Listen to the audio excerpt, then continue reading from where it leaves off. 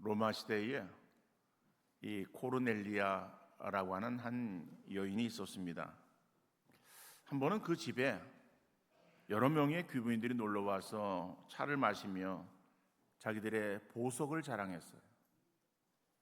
이 목걸이는 다이아인데 어떻습니까? 그러자 또 다른 사람은 이 사파이어 반지는 어때요?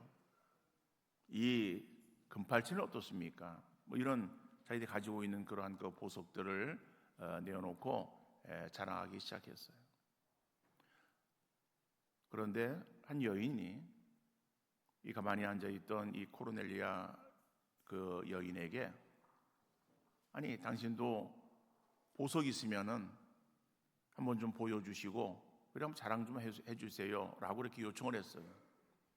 그랬더니 그 코르넬리아 여인은 방으로 들어갔어요. 그러더니 양팔에 어린 아이를 쌍둥이를 안고 나왔던 거예요. 그래서 사람들이 아니 그거는 어린 아이 아닙니까? 어린 아이 말고 보석을 우리에게 좀 보여주세요라고 요청을 한 거예요.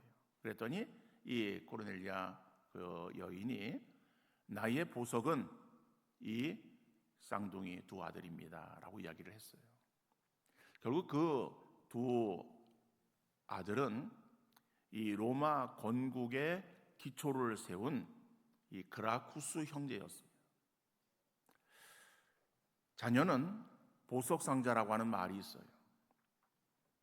보석함 속에는 여러 가지의 보물들이 들어있을 수 있죠.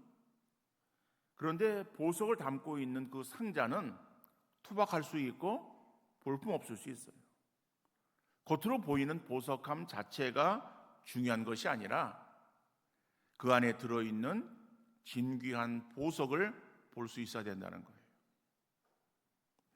우리가 유명인들의 그 어린 시절을 공개하는 그러한 어떠한 사진을 또 볼 때가 있습니다. 어떤 경우에 있어서는 우리에게 놀라움을 금하지 못할 그러한 사진도 있어요.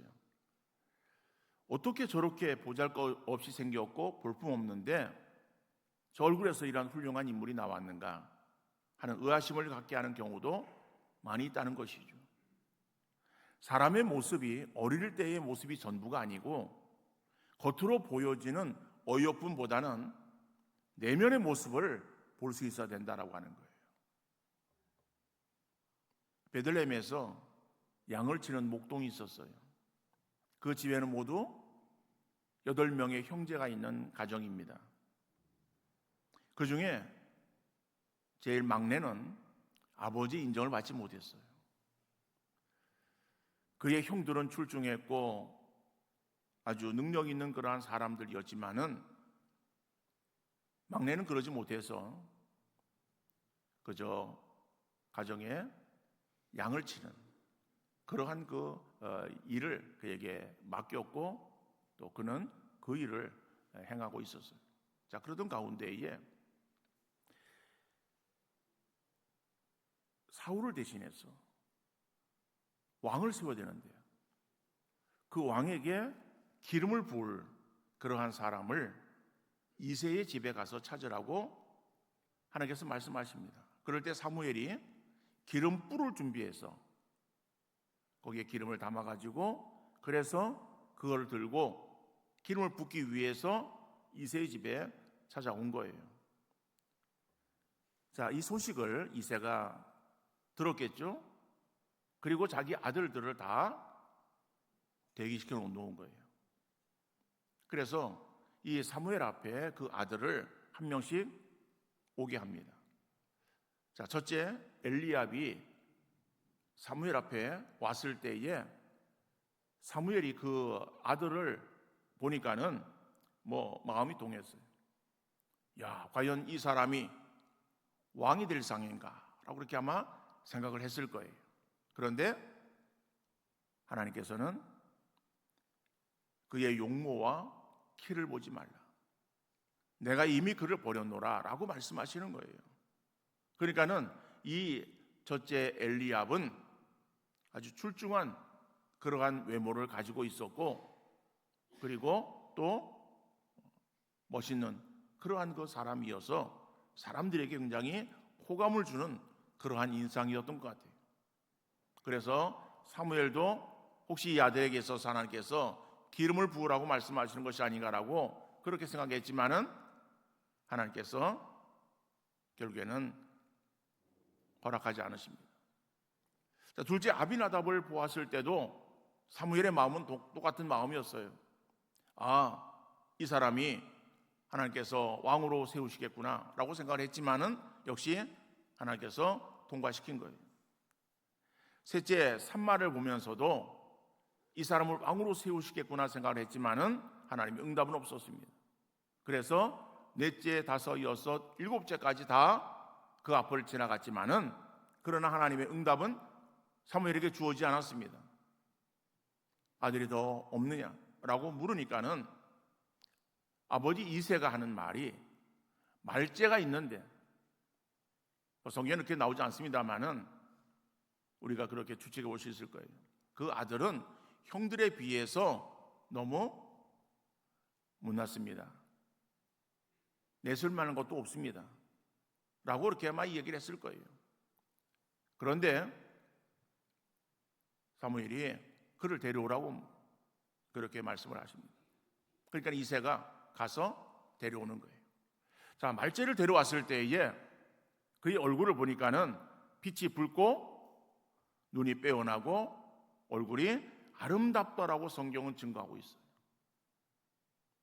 여기서 아름답다라고 하는 것은 외면의 아름다움이라기보다는 내면의 아름다움을 말하는 거예요.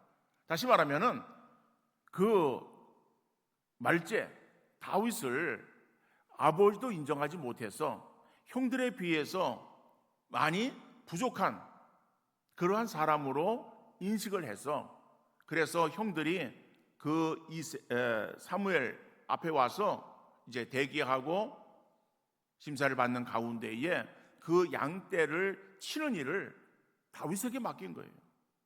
그러니까는 어떤 외모적으로 출중한 그러한 사람은 아니었던 것입니다. 그런데 성경은 그 다윗에 대해서 아름다웠더라고 그렇게 말씀하고 있는 것은 그의 외모적인 그러한 그 모습에 있어서의 아름다움이 아니라 내면의 아름다움을 말하는 것이죠. 사람의 눈으로 볼 때는 별 볼 일 없는 그러한 사람이었지만은 하나님은 그 안에 숨겨진 믿음의 아름다움을 보셨고 이스라엘을 위하고 하나님의 나라를 위하여 큰 일을 감당할 그릇으로 여기시고 그에게 기름을 붓게 하신 거예요. 그러나 우리가 이 모세를 생각해 볼 때에 모세의 어머니 요게벳은 이제 모세를 출생합니다. 그런데 모세가 출생되어질 당시 애굽은 어떠한 상태였는가 하면은 남자아이를 낳으면 다 나일강에 던져 죽이라고 하는 그러한 이 바로의 엄한 명령이 주어졌을 때예요. 그럴 때에 이 요게벳은 아이를 낳습니다. 그리고 그 아이의 아름다움을 보고 석 달 동안 숨겨서 키웁니다. 여러분, 여기에서 이 요게벳이 아이가 잘생긴 것을 보았다라고 그렇게 말하고 있는데, 역시 이것도 외적인 그러한 그 아름다움, 외적인 어떠한 그 잘생김, 이것을 말하는 것은 아니에요. 여러분, 고슴도치도 자기 새끼는 이뻐한다라고 하는 말이 있는데, 아니 자기 자식을 바라보면서 이쁘지 않다라고 생각하는 부모들이 어디 있겠어요? 다 사랑스럽고 다 이쁜 거예요. 조부모들이 손주를 바라보면서 얼마나 마음에 흐뭇함과 뿌듯함을 느끼는지 몰라요. 그리고서 그 모습을 다른 사람들에게 자랑하고 싶어서 안달이 나요. 그리고 사진을 보여줍니다. 뭐 예전에는 그런 일들이 없었겠지만 요즘이야 무슨 핸드폰으로 뭐 모든 것들을 다 영상을 만들기도 하고 아니면 사진이 있고, 그래서 그게 활동하는 그러한 것들을 바라보면서 그러면서 아주 대견스럽게 다른 사람들이 자랑을 하는 거예요. 그러나 다른 사람 눈에는 그 아이가 그냥 한갓 어린 아이로 보일 뿐이지, 그렇게 그 사람이 자랑하는 그러한 그 모습으로 대단한 아이로 여기진 않아요. 다른 사람들이 그렇게 여겨도 부모는, 그죠? 자기 핏줄이라고 하는 그런 생각 속에서 자녀 손에 대해서 더 애틋한 마음을 가지는 것은 인지상정일 거예요. 여러분, 모든 사람들이 그러한 마음을 가지고 있다고 할 때에 요게벳이 자기 아들을 바라보면서 그런 어떤 외적인 아름다움, 외적으로 정말 사랑스러운 그러한 그 어떠한 그 마음 때문에 아이를 석 달 동안 숨겨서 기른 것은 아닙니다. 그러니까는 요게벳이 그 모세가 잘생긴 것을 보았다라고 하는 그러한 그 표현은 역시 마찬가지로 그에게 주어지는 그러한 내면의 모습을 바라본 거예요. 물론 하나님께서 요게벳에게 주신 마음이겠지만은 이 아들을 통한 하나님의 역사를 기대하는 믿음이 있었음을 보여주는 거예요. 여러분, 오늘도 우리의 자녀들이나 우리 교회의 다음 세대들을 바라볼 때에 육신의 눈으로 바라보는 것이 아니라 그 안에 역사하시는 하나님의 섭리를 믿는 믿음으로 그 자녀들을 바라보는, 그리고 그들을 위해서 축복하는 우리 기성세대가 되어질 수 있기를 간절히 바랍니다. 그럼 우리 자녀 손들을 어떻게 양육해야 될 것인가를 오늘 말씀을 통해서 잠시 우리가 살펴보기를 원합니다. 첫 번째로 하나님의 자녀라는 그러한 믿음으로 양육할 수 있기를 바랍니다. 오늘 본문은 한 절 말씀입니다. 4절 말씀 전반부에 보면은 또 아비들아 너희 자녀를 노엽게 하지 말고 라고 말씀하고 있어요. 자, 여기서 아비들아라고 하는 그러한 그 표현이 아버지만을 가리키는 그러한 표현일까? 라고 할 때에 물론 그렇게 해석하기도 합니다만은, 그러나 이 말씀을 오늘 주어지는 문맥 그 상에서 그 내용을 살펴보면은 그것은 부모라고 하는 것을 알 수 있어요. 왜냐하면은 1절 말씀, 6장 1절 말씀에 자녀들에게 있어서 공경해야 될 대상을 아버지로 말하는 것이 아니라 부모를 향해 지칭해서 말하고 있어요. 너희 부모에게 순종하라 라고 그렇게 말씀하고 있어요. 그러니까는 그 문맥적으로 볼 때에 4절에 나오는 이 아비드라라고 하는 표현은 역시 부모를 가리키는 표현으로 볼 수 있는 것이죠. 그래서 부모는 자녀를 노엽게 해서는 안 된다는 거예요. 여러분, 이 말씀을 오늘의 시대적인 상황 속에서 우리가 이해하려고 하면은 이 말씀이 별로 우리 마음에 그렇게 와닿지 않아요. 그러나 이 말씀이 기록되어질 당시는 지금부터 2000년 전입니다. 자, 그 당시는 정말 이 말씀이 굉장히 파격적인 그러한 그 표현이에요. 그냥 다 그렇지 라고 우리가 수긍하는 그러한 표현이 아니라 이거는 상상할 수 없는 그러한 정도의 말씀이라고 우리가 생각을 해야 되는 것이죠. 왜냐하면요, 당시에 이 가부장적인 그러한 제도에 있었고, 그래서 이 헬라 사회에서는 아버지가 그 자녀에 대한 모든 권한을 다 가지고 있었던 거예요.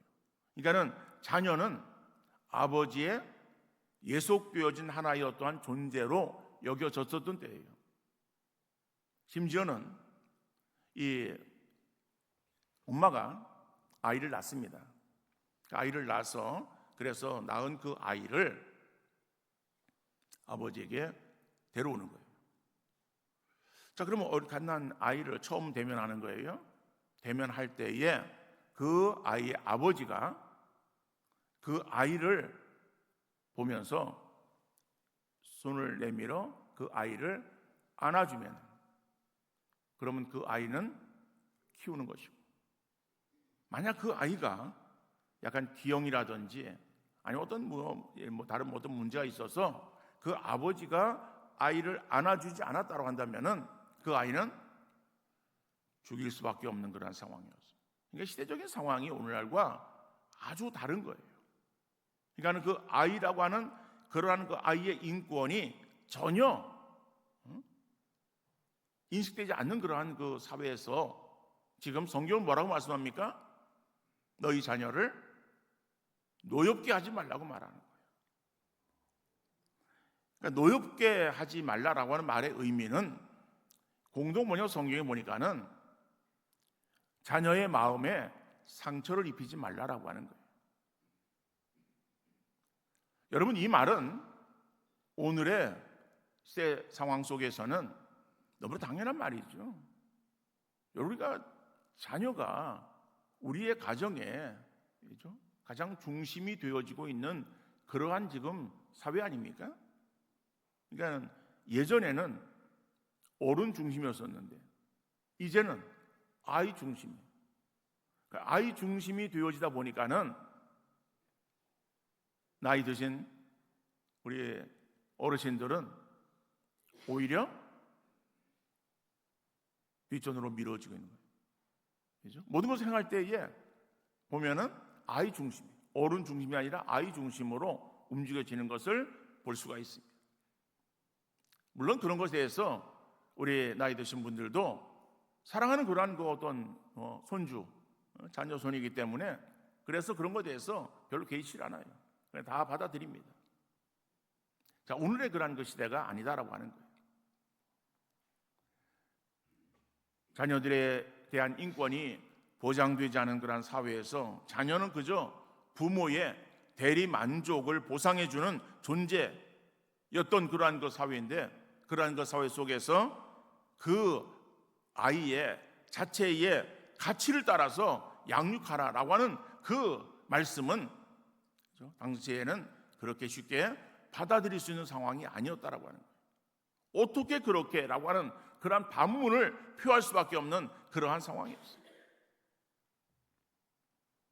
우리 자녀들은 부모 때문에 생기는 마음의 상처가 클 수 있어요. 그래서 이런 것들이 예전에는 그냥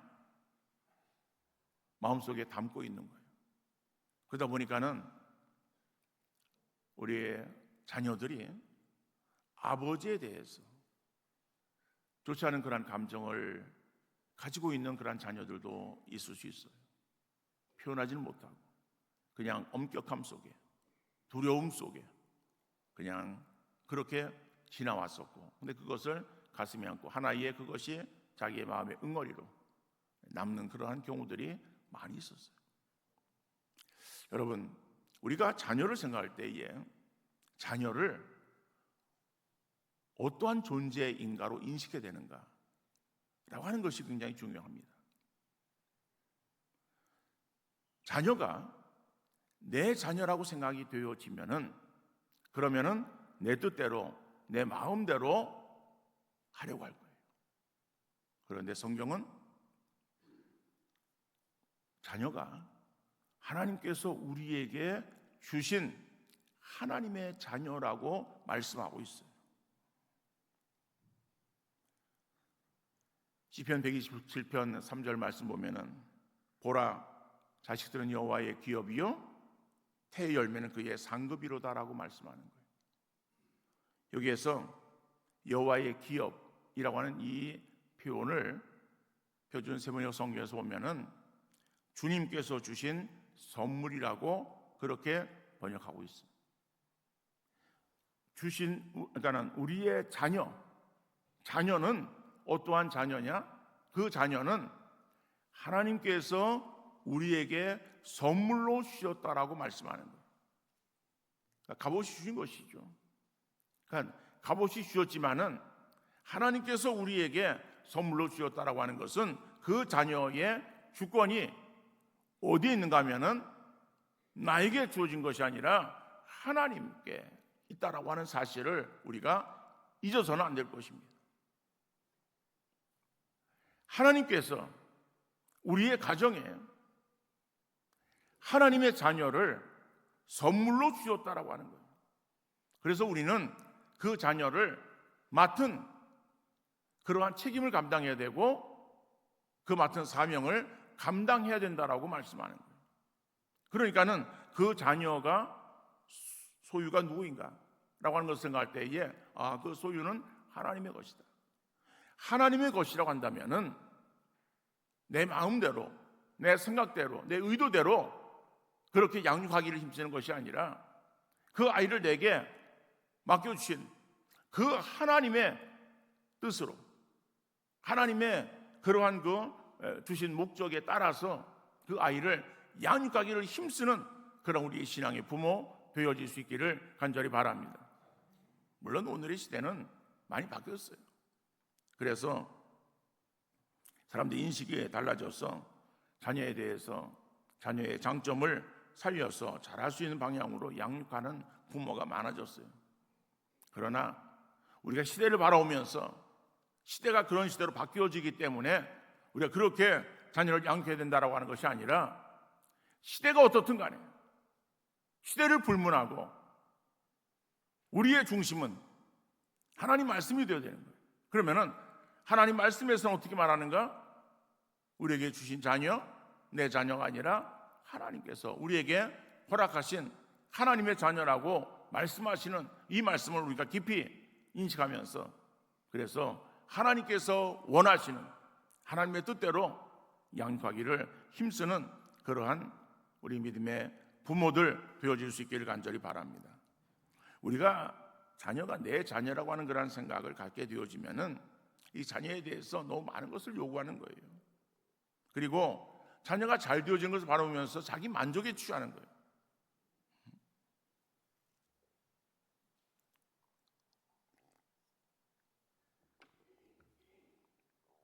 더 나아가 내 자녀라고 하는 그런 생각 속에서 잘 되기를 바라는 마음에 많은 것들을 요구하고 또 그렇게 요구에 잘 되지 않으면은 또 얘가 어떻게 되어질까라고 하는 염려 가운데서 우리는 자녀에게 야단치고 잔소리하는 거예요. 다시 말하면은 모든 것들이 중심이 부모에게 맞춰지고 있다라고 하는 것을 우리가 말하고 있는 것이죠. 우리는 그러한 그 마음에서 우리가 벗어나서 그 자녀의 주인 되어지는 하나님이 우리가 허락하셨다라고 하는 것을 인식하면서 그 자녀를 정말 하나님의 뜻대로 키우기 위해서 믿음으로 기도하는 우리 신앙의 부모들 되어야 될 줄로 믿습니다. 그러나 하나님의 자녀니까 하나님께서 알아서 해주겠지라고 하는 그렇게 단일한 마음으로 방심하지 말고 늘 깨어서 자녀를 위해서 밤낮으로 기도하는 우리 신앙의 부모들 되어야 될 줄로 믿습니다. 물론 자녀들을 위해서 우리가 기도하고 있어요. 자녀들을 위해서 기도하지 않는 그런 부모 어디 있겠습니까? 다 잘 되어지기를 위해서 기도하고 있어요. 그런데 중요한 것은 그 자녀가 어떻게 행하는 것이 잘하는 것인가? 우리는 그 자녀가 이 땅 위에서 그저 잘 되어지기를 바라는 거예요. 이 땅 위에서 큰 일을 행하는 그러한 사람이 되어지기를 원하는 거예요. 다른 사람보다 뛰어난 그러한 또 능력이 있는 그러한 사람으로 성장되어지기를 원해서 그것을 가지고 우리는 기도하고 있습니다. 그러나 여러분, 우리가 그러한 마음으로 기도할 때에 그 기도가 하나님께서 원하시고 하나님의 뜻에 맞는 기도일까? 여러분, 하나님의 뜻에 맞지 않는 그러한 기도는 하나님의 응답이 없어요. 우리가 세상적으로 내 자녀를 위해서 잘 되어지기를 위해서 정말 노심초사 우리가 많은 노력을 경주하고 정말 밤을 새워 기도한다 할지라도 그 기도가 하나님께서 원하시는 기도가 아니라 한다면은 우리의 행하는 모든 수고가 헛수고될 수밖에 없어요. 그저 이 땅 위에서 잘 먹고 잘 사는 인생 되어지기를 바라기보다는 하나님을 잘 섬기는 믿음의 사람으로 양육하는 부모가 되어질 수 있기를 바랍니다. 욥기 1장 5절 말씀 보니까는 그들이 차례대로 잔치를 끝내면 욥이 그들을 불러다가 성결하게 하되 아침에 일어나서 그들의 명수대로 번제를 드렸으니 이는 욥이 말하기를 혹시 내 아들들이 죄를 범하여 마음으로 하나님을 욕되게 하였을까 함이라. 욥의 행위가 항상 이러하였더라. 자, 욥의 행위가 항상 이랬는데 어땠습니까? 자녀 그 교육에 있어서 욥은 열남매를 하나님께 주셨어요. 그런데 그 열남매를 그들의 명수대로 번제를 드렸다라고 하는 것인데, 번제는 매일 드리는 제사입니다. 그러면은 그 매일 드리는 번제를 통해서 그 명수 아이들을 각각의 이름을 불러가면서 그들을 위해서 기도했음을 알 수 있는 것이죠. 그런데 그 기도의 내용이 무엇인가? 오늘 이 욥기 1장 5절 중간에 보면은 이는 욥이 말하기를 이라고 되어 있어요. 그런데 욥이 말하기를 이라고 하는 표현은 이거는 하나님께 말하는 거예요. 다시 말해 하나님께 기도하는 기도의 제목을 말하는 거예요. 그러면 욥이 하나님께 기도한 기도의 제목이 어떠한 제목으로 기도했는가? 혹시 내 아들들이 죄를 범하여 마음으로 하나님을 욕되게 하였을까 함이라. 이 말을 다시 우리가 쉽게 표현하면 어떤 말이겠어요? 하나님을 잘 섬기는 믿음의 사람이 되게 하옵소서라고 하는 그런 기도를 드렸다는 거예요. 욥이 자녀를 위해서 기도한 기도는 세상에서의 뛰어난 사람, 세상에서의 잘난 사람 되어지기를 바라기 이전에 먼저 그 심령이 하나님을 떠나지 아니하고 하나님을 섬기는 믿음의 사람이 되어지기를 위해서 기도한 거예요. 여러분, 이 기도가 하나님의 뜻에 합당한 기도인 줄 믿습니다. 하나님의 뜻에 합당한 기도는 하나님께서 허락하시는 거예요. 여러분, 이 자녀에 대한 그러한 그 복도 욥기 42장에 나오고 있습니다. 물론 욥은 그러한 그 열매를 얻었지만은 또 사고로 인해서 열매를 하루아침에 다 잃어버리게 됩니다. 그러나 하나님께서 다시 이 욥에게 자녀들을 허락하셨어요. 그래서 42장에 보면은 욥의 자녀들에 대해서 언급하고 있는데, 자, 어떻게 언급하는가 하면은 욥의 세 딸들에 대해서 이름이 나오고 있어요. 그러면서 아리따운 딸들이었다라고 그렇게 성경은 말씀하고 있어요. 여러분, 당시에는 여자들은 족보에 이름을 기록하지 않습니다. 그런데 그러한 상황에서 그 욥의 딸들의 세 명의 이름이 다 욥기 42장에 공이 기록되어 있고, 그리고 그들의 삶을 가리켜서 정부에서 심히 아리따운 그러한 딸들이었다라고 칭찬하고 있어요. 그렇다면은 그 욥의 7 아들에 대해서는 그죠? 더 훌륭한 그러한 삶을 살았다라고 우리가 그렇게 생각할 수 있지 않겠습니까? 욥은 자녀들의 신앙을 위해서 기도했는데 하나님께서는 그들에게 있어서 뛰어난 그러한 사람들로 삼아 주셨다. 여러분, 마태복음 6장 33절 말씀에서 너희는 먼저 그의 나라와 그의 의를 구하라. 그리하면 이 모든 것을 너희에게 더하시라고 말씀하는 거예요. 하나님의 뜻을 구할 때, 믿음을 구할 때에 하나님은 넘치는 것으로 더해 주시는 분이심을 믿으시기를 바랍니다. 솔로몬이 하나님 앞에 기도합니다. 일천 번제를 드립니다. 솔로몬이 구한 것이 무엇이었습니까? 다른 것을 구하지 않았어요. 내가 왕이 되었는데 왕으로서 이 백성들을 잘 판단할 수 있는 그러한 능력을 허락해 주옵소서 기도하는 거예요. 그런데 그 기도가 하나님 마음에 합한 기도가 되었어요. 하나님 마음에 합한 기도를 드린 솔로몬에게 하나님께서는 구하지 아니한 부귀 영화를 누릴 수 있는 그러한 은혜도 덧입혀 주셨음을 성경은 증거하고 있습니다. 우리 부모들이 자녀를 위하여 많은 수고를 기울이고 있는데 하나님 앞에 왔을 때에 너에게 맡겨준 내 자녀들을 너희가 어떻게 양육했는가를 물으실 때에 하나님 앞에 떳떳하게 내놓을 것이 있는 믿음의 부모들 다 되어질 수 있기를 간절히 바랍니다. 두 번째로 오면은 세상적인 방법이 아니라 신앙 중심적으로 양육할 수 있기를 바랍니다. 오늘 본문 4절 하반절에 나오는 말씀 보면은 오직 주의 교훈과 훈계로 양육하라 라고 말씀하고 있어요. 우리 기성세대가 자녀 세대에 대해서 입에 붙어있는 말이 있어요. 그 말이 무슨 말인가 하면은 나 때에는 이라고 하는 말이에요. 자기가 경험한 시대의 방법들이 최상이라고 생각할 수 있겠지만은 시간이 흘러 모든 환경이 바뀌었고 사람들의 의식 수준도 상당히 달라졌습니다. 그러므로 기성세대에 있어서는 공감되어지는 말도 신세대는 오랜 과거의 유물처럼 되어버리고 말았어요. 그러므로 우리의 생각이나 경험으로 교육하기를 시도하기보다는 하나님 말씀으로 양육하는 그러한 우리 모두가 되어질 수 있기를 바랍니다. 하나님의 자녀이기에 내 생각대로 키우는 것이 아니라 내 경험으로 키우는 것이 아니라 하나님 말씀을 가지고 그에게 접근해야 되는 거예요. 그래서 본문에서는 주의 교훈과 훈계라고 하는 말로 우리에게 대신하고 있습니다. 자, 이것은 다른 것이 아니라 하나님의 말씀으로 양육해야 되면 말하는 거예요.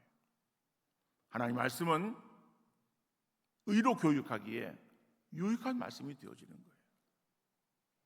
우리가 잘 알고 있는 디모데후서 3장 16절 17절 말씀 보니까는 모든 성경은 하나님의 감동으로 된 것이요 교훈과 책망과 바르게 함과 의로 교육하기에 유익하니. 하나님 말씀은 우리의 자녀들을 의로 교육하기에, 그래서 의로운 사람이 되어지는 거예요. 그래서 그렇게 하나님 말씀으로 양육한 결과 17절은 어떻게 말하고 있습니까? 이는 하나님의 사람으로 온전하게 하며 모든 선한 일을 행할 능력을 갖추게 하려 함이라고 말하는 거예요. 온전한 사람이 되어지게 하는 것은 우리가 가지고 있는 생각이나 우리의 경험이나 이런 것들이 아니라 하나님 말씀으로 양육해야 그 자녀가 온전한 하나님의 사람이 될 수 있음을 말하는 거예요.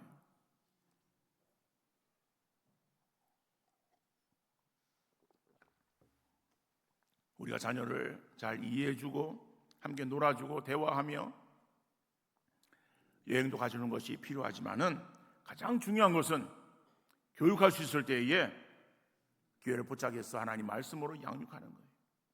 신명기 6장 6절 7절 말씀 보니까는 오늘 내가 내게 명하는 이 말씀을 너는 마음에 새기고 내 자녀에게 부지런히 가르치며 집에 앉았을 때든지 길을 갈 때든지 누웠을 때든지 일어날 때든지 이 말씀을 강론할 것이며 라고 말하는 거예요.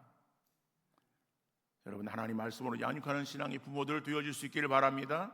그런데 하나님 말씀으로 양육하라고 하니까는 자녀를 앉혀놓고 길게 설교하라고 하는 말이 아니에요. 말이 길어지면은 아이는 마음의 문을 닫고 그저 앉아있기만 하는 거예요. 가만히 듣고 있는 아이가 부모의 말을 잘 듣는 것으로 그렇게 생각을 하지만은 이미 자녀는 마음의 문을 닫은 상태예요.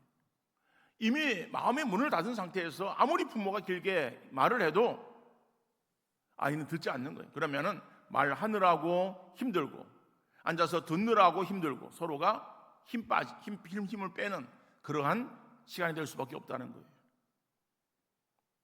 어떤 사람은 하나님 말씀을 양육하라고 하니까는 자기 생각을 말하면서 하나님 말씀인 양 포장해서 말하는 사람도 있어요. 신명기 6장 6절에서 너는 이 말씀을 내 마음에 새기오라고 하는 이 말씀은 먼저 부모가 하나님 말씀에 대해 정확하게 알아야 됨을 말하는 거예요.